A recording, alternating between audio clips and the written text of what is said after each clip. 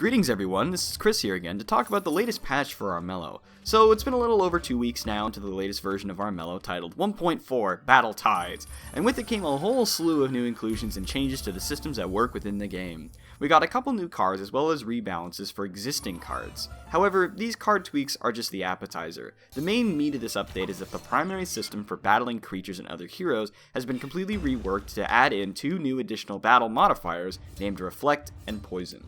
Reflect acts like a shield in battle, and when an opponent hits that shield, the game then pretends you have another sword and deals another point of damage to your opponent. Now your opponent can still block against this hit, and it removes the shield from their total, but it will still count as an extra damage for you. Poison attacks will poison your opponent after the battle is over, should you manage to hit them with that die and deal Wait. Hold on a minute, whoa. Hit them with poison die. Wait, go back for a moment. Whoa. Why didn't I pierce his shield? Huh.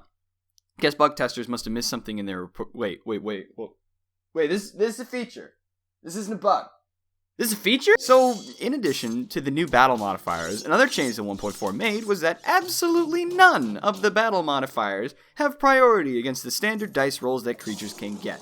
So, I don't know about you, but you don't need to be the best player in the world to realize that this change means a lot, and it changes incredible amounts of the game.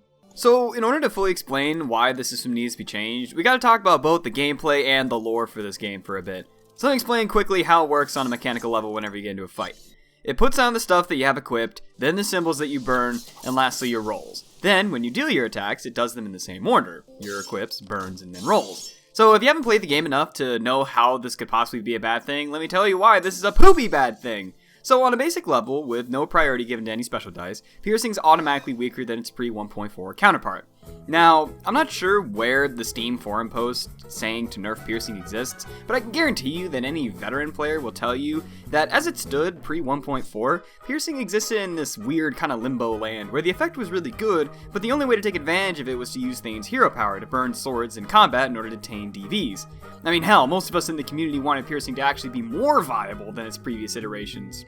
This is because of the fact that, outside of playing Thane, the only way to get piercing was to equip longbow or hand cannons. Now, if I had to say anything about 1.4 that's good about it, is that it finally settled the long debate as to whether or not longbow or hand cannons should be equipped. The answer?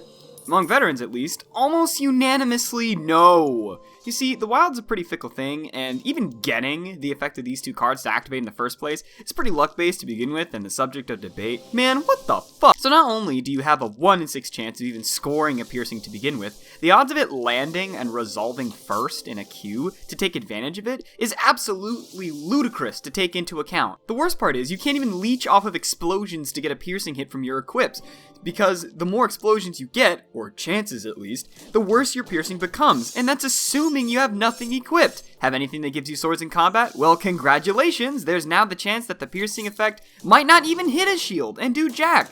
People in the forums already complained about RNG being a concept in Armello that can dictate the flow of games pretty hard sometimes, but the fact that the developers took an existing concept and added additional randomness for seemingly no gameplay benefit is baffling. I mean, could you imagine if cards like Mirror Image had a percentage chance of working in battle or not? Gee, that would suck for Mirror Image, wouldn't it? I mean, that sounds so stupid, even in concept as I'm saying it. And that's exactly what happened to both of these 2 cards. It was already bad enough that the cost of these cards and the opportunity costs of not having literally anything else equipped led to players, including myself and many of my consultants for this video, never using these cards. General piercing no longer being considered viable means a couple of things, actually. It makes evade characters far more powerful, as the one tool that players had when it came to countering these builds is no longer a problem to these kinds of builds.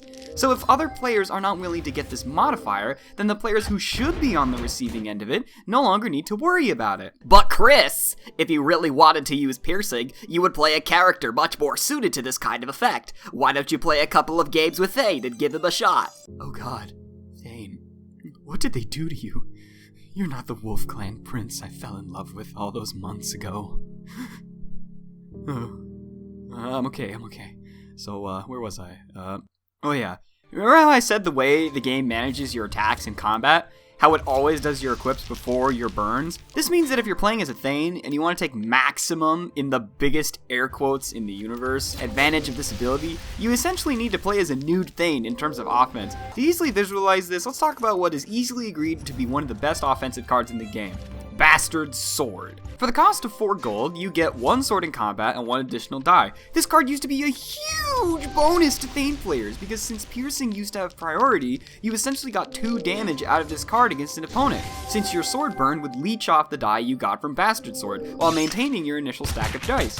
Problem is now that because piercing no longer has priority, if you are ever in a scenario where your DVs outnumber their shields, you will always deal less damage than you should have rightfully gotten because of your swords. Best case scenario, you deal the exact same number of damage as the old system, in which case, why was there a change for gameplay purposes? This is because the swords from your equips will go first and push out your pierces farther back. So, the more swords you have by default, the farther back your pierces are, making Thane's power worse and worse the more offensively minded he gets. But Chris, why not just build shields on Thane and simply use sword birds to deal all of your damage? That's a good question, theoretical Armello nerd. Problem with that statement is 2 things. The first is that, quite simply, unless you're playing as a high-wits Thane, odds are you don't have a million sword cards to simply throw out willy-nilly like a giveaway at Oprah's, so you have to play strategically with those cards on a basic fundamental level. The other problem is that that statement doesn't actually play into 1.4's favor, as the Kingslayer strategy of burn equals swords to their HP already worked in previous iterations of the game. It stems down to the fact that Thane's hero power was originally designed to allow to bust through your opponent's shield equips and burns to allow for your own additional equips and burns to deal more damage in combat. The power and the equips were meant to help each other and synergize, but as it stands, it only serves to conflict with each other. It's almost as though players need to put themselves in a worse scenario in order to take advantage of something that was originally granted to them, but no longer. And this greatly saddens me, as this makes one of the most diverse attackers in the game turn into another bloody shield wall cowering behind 2 feathered helms and a battle armor. And in my mind, if you were going to do that, why wouldn't you play as somebody else more suited to that? Like Barnaby.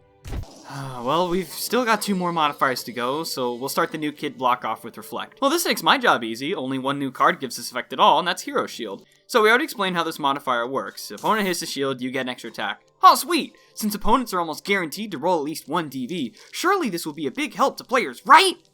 So, tell me, viewers, where is the Reflect in this image? 3rd position. Sorry about that. Why would you not want the Reflect to come out first? There's no gameplay reason to not have this be the case. Not only does this make the Reflect much weaker overall, but since there's no way to control when your Reflect is going to come out unless your name is Barnaby, it makes the treasure itself much more likely to not be used by other players. Want something completely unintended by the developers? Check this out. So Reflect is supposed to counter Pierce and null the Pierce to do nothing. Yeah, right. Let me know how that works out for you. Watch this. This is what's supposed to happen. Reflect block Pierce. Nice. But here's what would actually happen in a real game against other people. Well, nuts.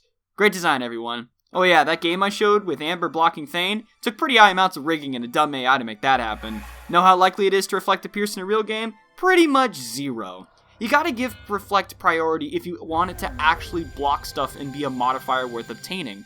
Not to mention the fact that there's only 1 card that gives this effect right now. So the one and only option is either get this card super early to take advantage of the priority system, or not at all. But what about Magna? Since I don't have a lot of time, the short version is, Magna has the exact same problem as Thane does, as Magna needs no shield equips if she wants Reflect to be as effective as possible, and even then needs a hide wits to be able to do that, as it is an unsustainable playstyle to burn 3 or 4 shields in every fight, even with Shimmer Shield. And even if Magna and Thane got in a fight, Thane has the advantage as he can burn around Magna's Reflects using Sun and Moons as DVs, and Magna can't break through Thane's shields except with auto swords.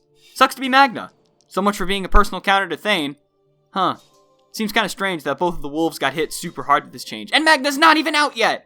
I could go more in depth as to why Magna got super nerfed, but I gotta keep moving and stay on topic. Alright, we got 1 more modifier to go. So, poison attacks.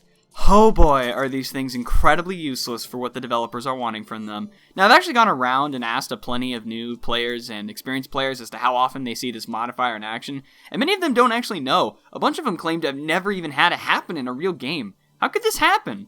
So, at this moment in time, there's only 2 ways to obtain this modifier. First off is Poison Dagger. So for 1 rot, ugh, gross. Already this card's pretty rough for pure players, but let's forget about the rot cost for a moment.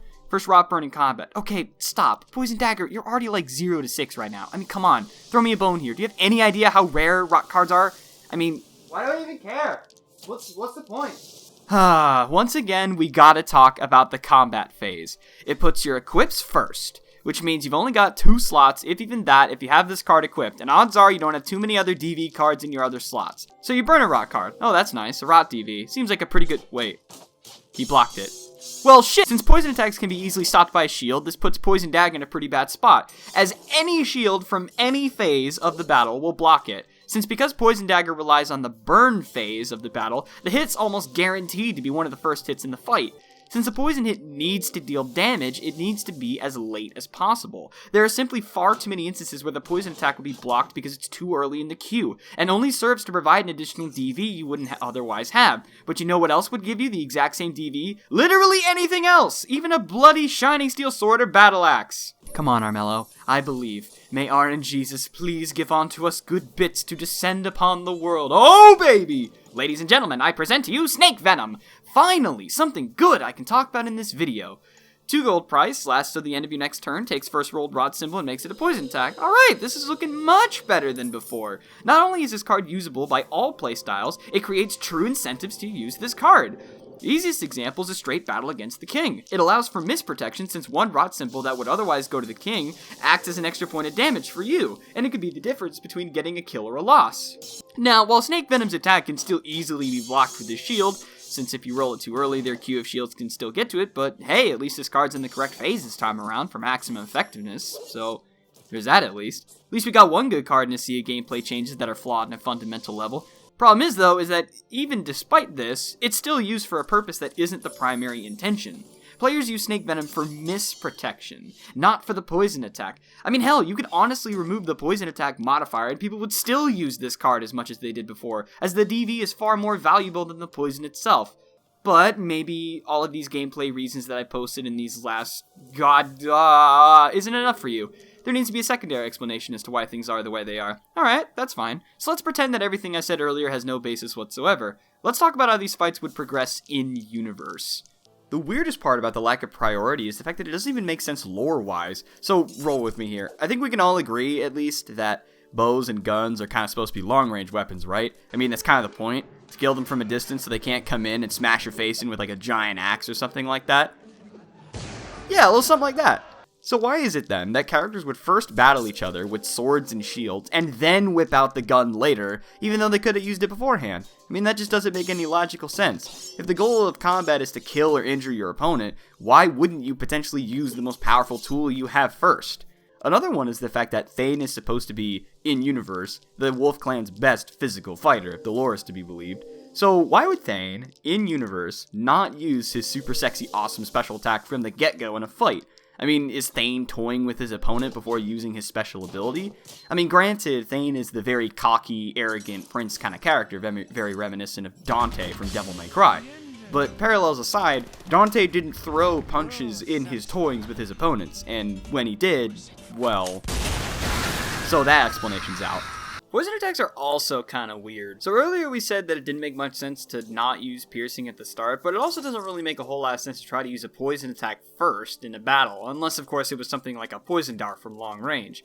But if you're in a fight against someone, you wouldn't charge up to them with a poison dagger and try stabbing them with that thing. I mean, come on, they can see you coming from a mile away. That sort of thing doesn't fly in a real fight. What would probably make much more sense, actually, if you had poison dagger, would be to poison opponents if you were to successfully ambush them and surprise them with a mouthful of poison. Because I'm no expert hitman or anything like that, but why the hell would you ever try using poison right at the start? If you were going to be using a poisoned weapon, it would probably be something that you'd use later on in the fight, right? I mean, if it wasn't working out at the start, it would have to be something that you'd use later on, because snake venom, at this moment in time, seems to be a commodity in this world. It's not something you can just get at any store willy-nilly. You'd have to save it, so you'd use that for later, obviously. So we talked about the gameplay and the lore and why this is such a silly change, but you might be thinking, well, how do we fix this? The best part is that I don't even need to come up with a solution because the solution already exists that community agreed upon. During the testing reports for version 1.4, a common complaint about the game was the fact that the dice did not have a priority to make them usable or viable. So the discussion forums that ensued led to the following hierarchy. Piercing and Reflect at the top, normals would go next, and Poison would be last. That's it! That's all that needs to happen, and the system would be fine. Because if Piercing and Reflect are supposed to counter each other, then giving them both priority actually allows for the balance of the counters to happen. Having them go later on, as opposed to going first, has no gameplay advantages whatsoever. I mean, look at any game recorded before the version 1.4 came out. Piercing went first for a reason, and no one complained about it going first. Normals would be fine as they are, and Poison would be given the opportunity to actually bloody work. Because the biggest problem with Poison is that 9 times out of 10, it ends up way earlier in the queue than it needs to be, or, because it's an extra DV, the hero dies as a result. So, you need to have Poison be later on to give it a higher chance of activating successfully in combat. Now, I understand that this would be more work for the game. I completely understand that. However, these systems are what the community has agreed upon that they would be fine with working with. No veteran that I have talked to, when asked about the following hierarchy, has complained about it. Because it's a system that works. There is balance in a hierarchy. Without it, it makes every single effect in the game less powerful, less viable, and hilariously enough, it actually makes it harder to balance if you kept it without a priority system. And that's why it needs to be put back. Because funny enough, by adding in more rules to the game, you actually make it more balanced, not less. Now, before I close this video, I should make it known to everyone that at the end of the day, this is the system that we must work with as of version 1.4. And from a development perspective, I think that the League of Geeks as a studio has every right to the system and product that they worked so hard to make and deliver to us. However, as a community, it is our responsibility to let them know what we truly think of these systems and offer feedback to them. As a veteran player of Armello and as the co-owner of the unofficial official Discord server for the game, I want the best of the game for players of all ages, styles, and minds, just the same as the League of Geeks. However, as a player who wishes that Armello could be taken to a higher level of play and strategy, it is very difficult to convey how sorry I am to every single player who has come into Armello with these systems in place. Because when I see a player have a victory stolen from them due to the changes made, it makes me feel worse winning. Because in the back of my mind, my thoughts always say, if this wasn't 1.4, he would have won. And it makes my victory feel shallow and bittersweet. On behalf of the entire veteran community for Armello, I send out this video to demonstrate how far as a community we are willing to go to bring back the systems that made such a wonderfully intricate game that much more satisfying.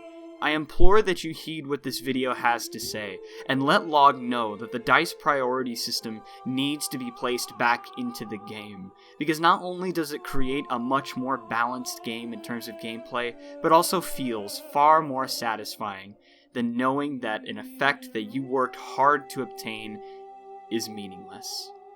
My name is Christopher Bont, or Mr. UPS Man on Steam, and I thank you all for watching this really long video.